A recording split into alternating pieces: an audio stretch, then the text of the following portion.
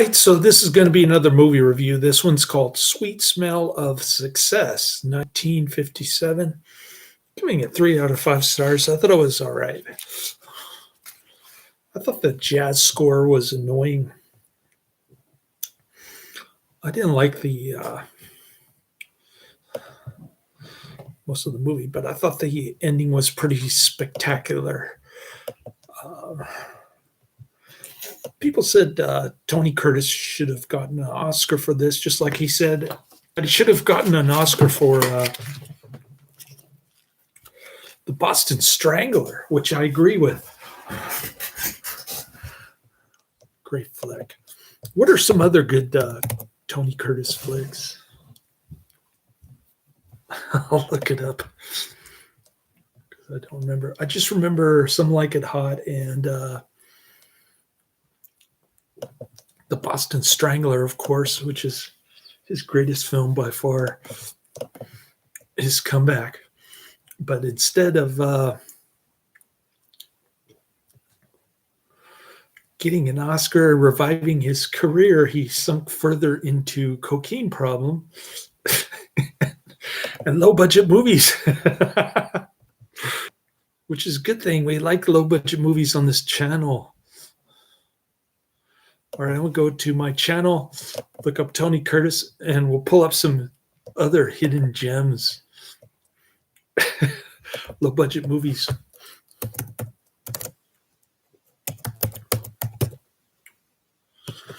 I started watching the bonus features for Sullivan's Travels. Another Preston Sturgeon's movie. I didn't like The Great McGinty, by the way. Very popular movie. His first directorial debut, I think. It's even popular on the website that I read every day, LouRockwell.com.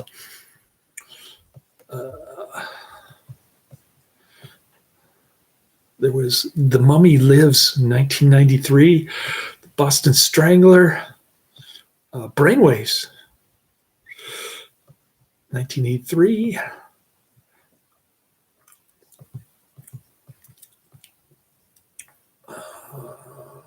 What else?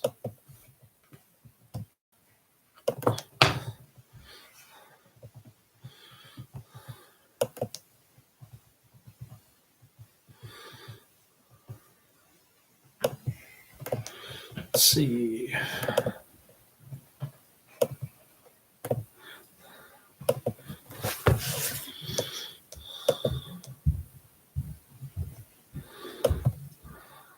Come on.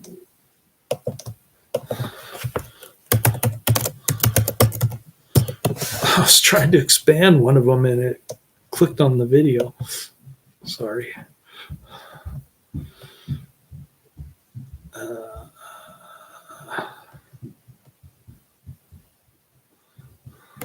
Yeah, that's it.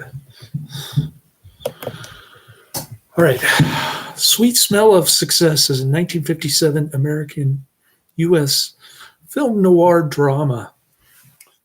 Film directed by Alexander Mackendrick, starring Burt Lancaster, Tony Curtis, Susan Harrison, and Martin Milner. Written by Clifford Odets, Ernest Lehman, and Mackendrick from the novelette by Lehman. The shadowy noir cinematography filmed on location in New York City was shot by James Wong Howe. The picture was produced by James Hill of Hecht Hill Lancaster Productions, no relation to Burt, and released by United Artists. The supporting cast features Sam Levine, Barbara Nichols, Joe Frisco, Edith Atwater, David White, and Emil Meyer. I like the Tony Curtis' secretary. She was good. Susan Harrison looks good in Negligee, I guess, in a black and white film. The The musical score was arranged and conducted by Elmer Bernstein, and the film also features jazz performances by the Chico Hamilton Quintet, which I did not like. Mary Grant designed the costumes. The film tells the story of powerful and sleazy newspaper columnist J.J. Hunsaker, portrayed by Lancaster, based on Walter Winchell. He uses his connections to ruin his sister's relationship with a man he deems unworthy of her. So he's trying to run his sister's love life. Despite a poorly received preview screening, Sweet Smell of Success had greatly improved in stature over the years. It's on the Criterion Collection disc. Of course, I don't have disc 2 because Netflix doesn't make it available anymore. It is now highly acclaimed by film critics, particularly for its cinematography and screenplay.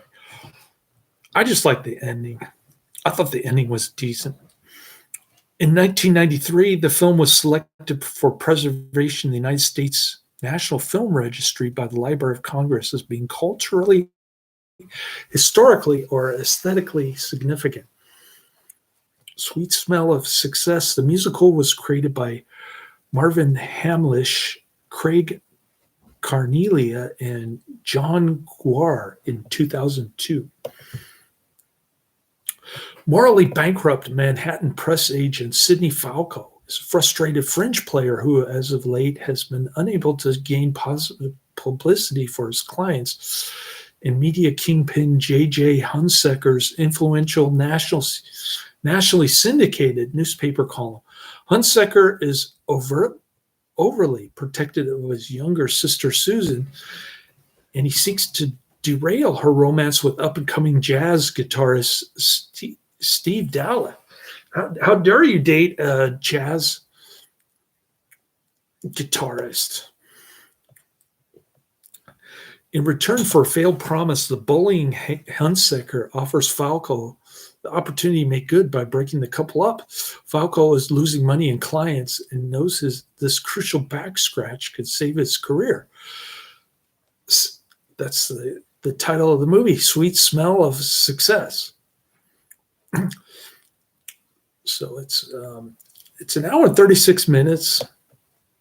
Not too bad. Budget $3.4 million. Box office $2.25 million. People didn't like seeing Tony Curtis and Burt Lancaster play bad guys.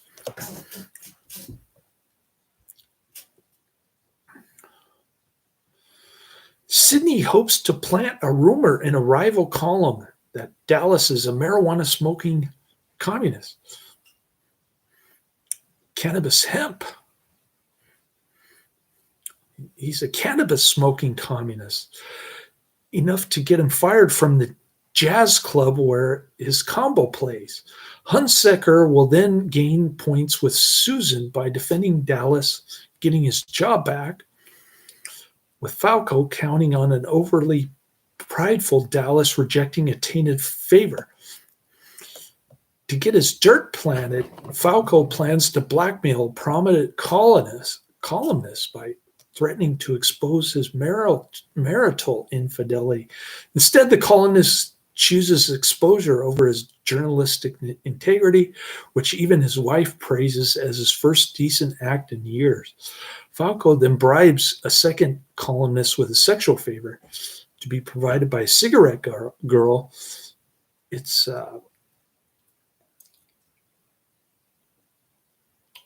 bewitched Darren's boss.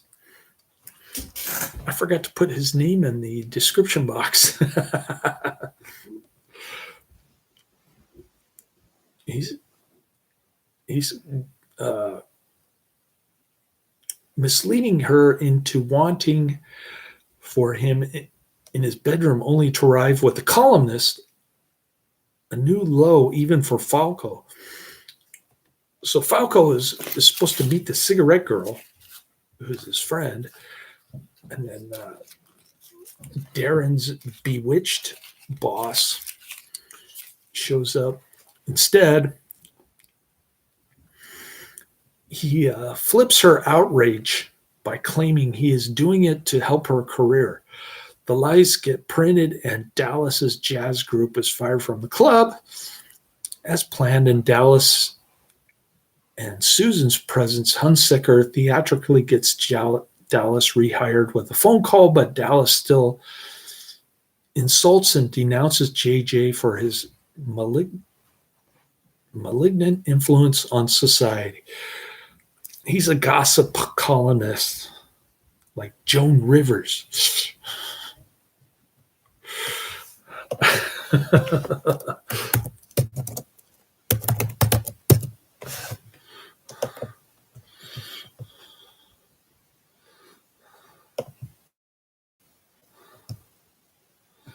Anyways, Joan Rivers once said that Michelle Obama was a transsexual. I sent that video to my son. Remember that video? Yeah. Joan Rivers. Anyways.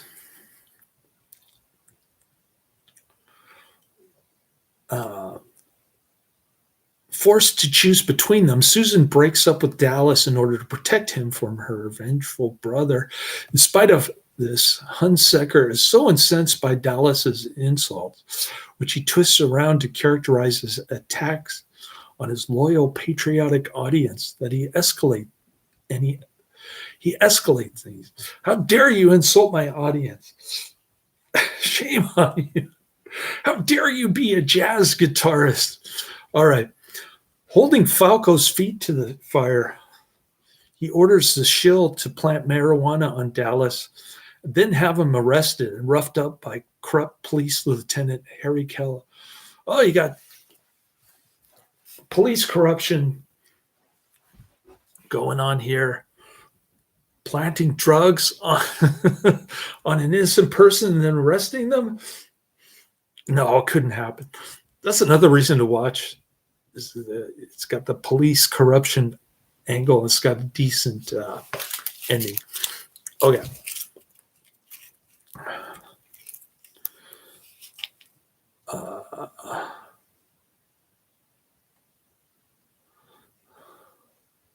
It's a move so dirty, even Falco recoils from it. He just wanted to deal with this fat cop. It comes back to bite him in the end. I don't want to spoil the ending. To swing him around, Hunsaker dangles 3 months of writing his column while JJ takes Susan to Europe to forget about Steve, which doesn't happen. It proves too much to resist. At the jazz club, Falco slips marijuana cigarettes into the pocket of Dallas's coat because he's getting 3 months of writing in return. Dallas is accosted by Kello outside the club and beaten so badly he ends up in the hospital. Oh. Falco then celebrates at a bar where, surrounded by his industry pals, he toasts his favorite perfume's success. There's the movie title again.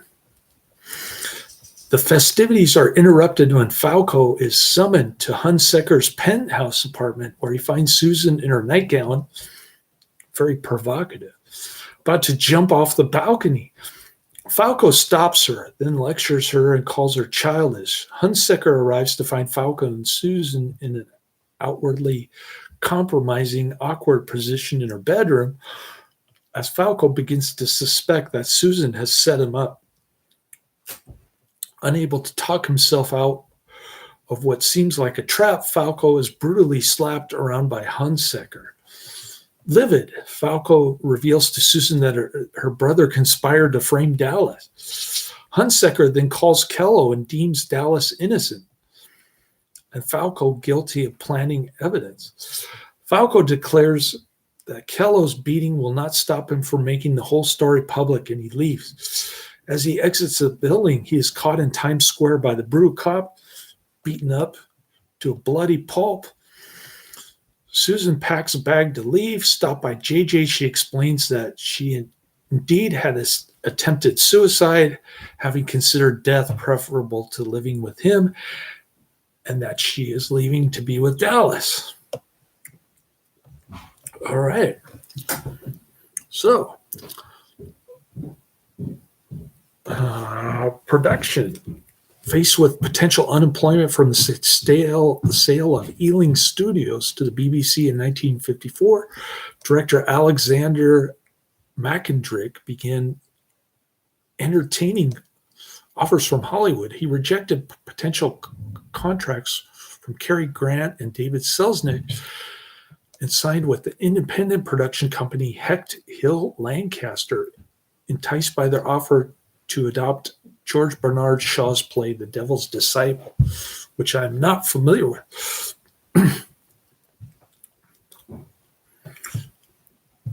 After the project collapsed during pre-production, Mackendrick asked to be released from his commitment.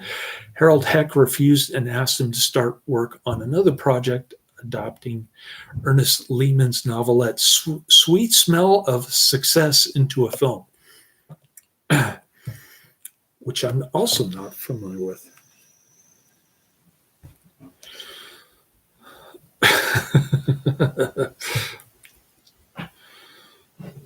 All right.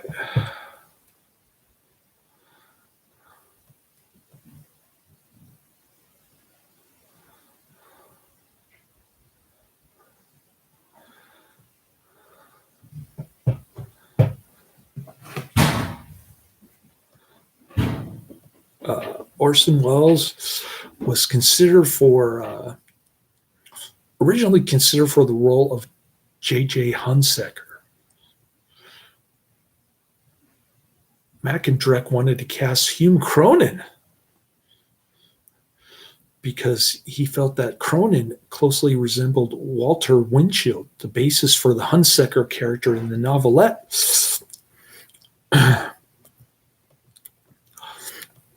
Preview screening of Sweet Smell of Success was poorly received, as Tony Curtis fans were expecting him to play one of the typical nice guy roles.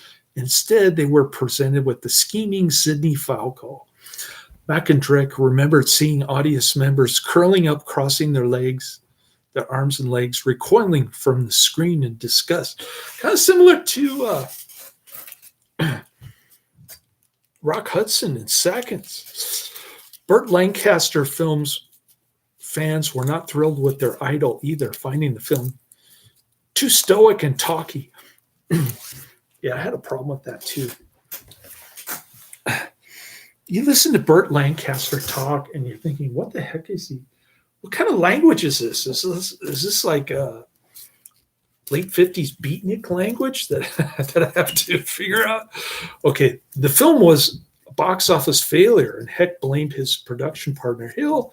The night of the preview, Harold said to me, "You know, you've wrecked our company. We're going to lose over $1 million on this picture," Hill recalled. According to Lehman, Lancaster blamed him, claiming that Burt threatened me at a party after the preview. He said, "You didn't have to leave. You could have made this a much better picture. I ought to beat you up." I said, "Go ahead. I could use the money." Although he and Heck would fire Mackendrick from The Devil's Disciple for the same painstaking and costly approach, Lancaster was quoted as saying that he felt Mackendrick had done a fantastic job for Sweet Smell of Success, and it wasn't his fault the film lost money. He also believed that Tony Curtis should have gotten an Oscar for his role as Falco. Did Tony Curtis ever get an Oscar?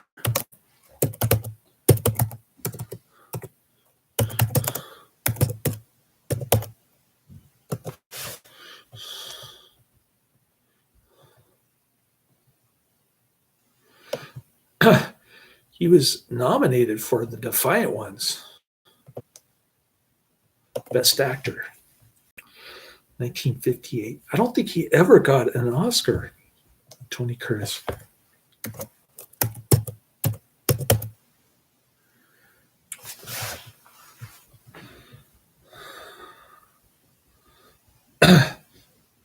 Very unfortunate. Chris received the Sony Ericsson Empire Lifetime Achievement Award. He also has a star on the Hollywood Walk of Fame, inducted in 1960, and he received the Ordre des Arts et des Lettres from France in 1995. No Oscar. Poor guy. Drove him to cocaine.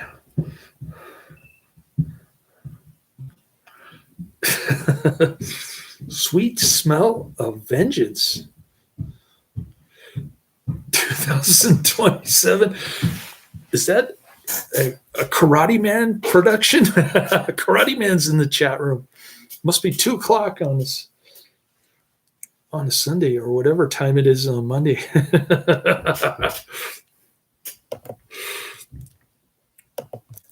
I was going to look that up, but then I saw 2027. Karate Man's in the chat room, by the way, in case you're wondering. All right. So I guess I'll watch Snow Beast now.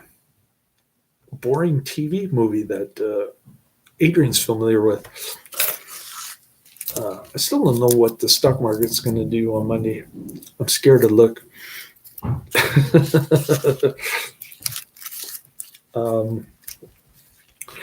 work less than 10 hours Saturday and less than 5 on Friday. It was pathetic.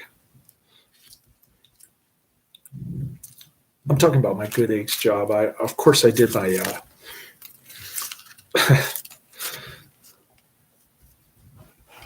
my graveyard shift before I went to my Good Eggs job for the Luma Hotel. But I had a little break. I got about 5 hours of sleep before I went to work.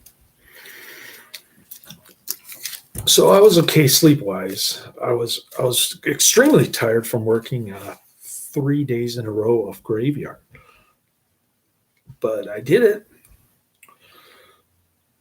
With all my sick and vacation time, I put in about 80 hours next week. So I'm hoping for a big check on Friday. Cross my fingers. Because I'm about to go to the communist grocery store, get some fish oil pills and some woodworm and some hemp milk. That'll put me out $100. And then I've got some pending Robinhood transfers. That's another $100. So my checking account is going to be very low on Monday, I think. Like $1,300 maybe? Whew, it's not looking good. But hopefully I can get it up to like 3,300 on Friday. But I know I got to pay for gas and food. So it'll probably be like 3,100 Friday. And then I'm hoping it's enough to pay all my bills. Got to keep positive attitude. I'm only able to pay my bills once a month nowadays, which is like the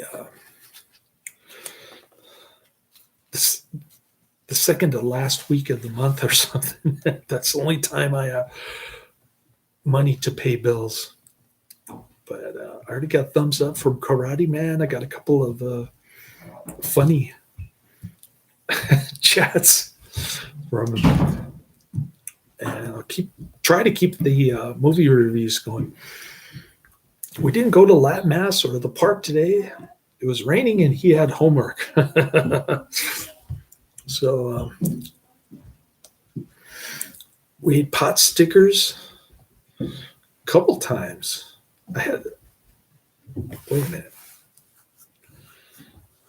I had pot stickers for breakfast and then he had it for lunch. And then I didn't cook anything. I better cook some rice-a-roni treats, and then I'll go for the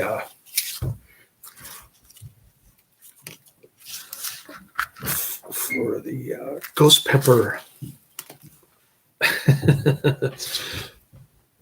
the ghost pepper ramen. All right.